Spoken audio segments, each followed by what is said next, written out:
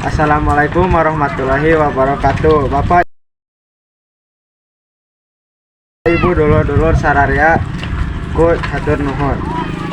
Mugi urang sadaya tiasa ngahaturkeun rasa syukur ka Gusti Nu Maha Suci margi urang tiasa kumpul di dieu di tempat anu bersih dina kaayaan sehat walafiat.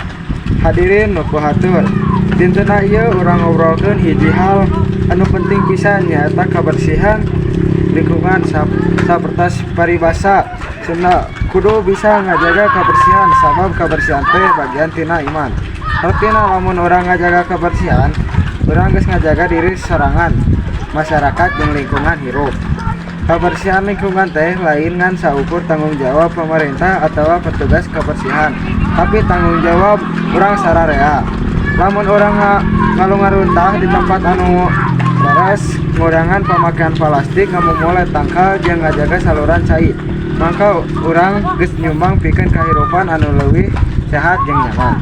Bapak Ibu dulur-dulur, mimiti ti daerah sorangan biasakeun mawa wadah sorangan, ulah micieun runtah di bana wae. Gotong royong ngabersihan lingkungan sekolah, kantor atawa desa babarengan ngadekeun kesadaran ajarkeun generasi muda yen kabersihan teh bagian tina budaya urang. Lamun urang sadaya kompak moal aya deui banjir lantaran saluran buntu moal aya deui. Jeung baun tengenah tinu runtah anu numpuk jeung moal aya deui sasalad anu nyerang alatan lingkungan kotor. Mugia naon wae nu ku urang direncanakeun dina dinten ieu bisa ngahontal hasil anu maksimal sarta mawa kamaslahatan pikeun sadaya. Mugia urang sadaya tiasa ngajaga sauyeunan ngaraksa duduluran jeung ngalaksanakeun amanah kalayan ikhlas. Hatur nuhun. Assalamualaikum warahmatullahi wabarakatuh.